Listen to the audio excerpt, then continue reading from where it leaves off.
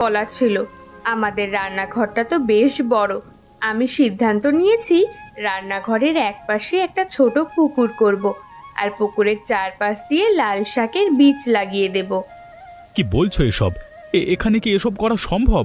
ঠিকমতো আলো বাতাস না আসলে তো মাছ চাষও হবে না, লাল শাকের চাষও করা যাবে না।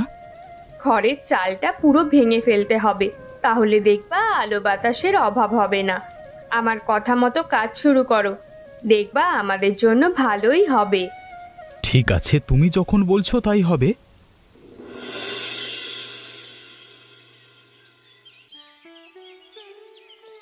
এবার দেখবা মাছ আর শাক বিক্রি করে আমাদের সংসার চলে যাবে, নতুন রান্নাঘরও তুলতে পারবো। আগে হোক, তারপর না হয় তুমি ব্যবসা করবার চিন্তা করো।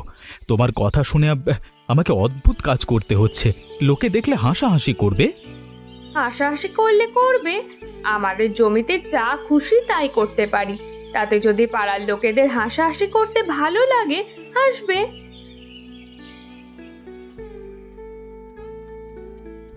তোরা এখানে কি করছিস? রান্নাঘরে পুকুর? এ বাবা, জীবনে প্রথম দেখলাম। আমার মনে হয় তোদের মাথা খারাপ হয়ে গেছে। আমাদের মাথা একদম ঠিক আছে দিদি, আমরা অনেক বুঝে শুনে এটা করেছি।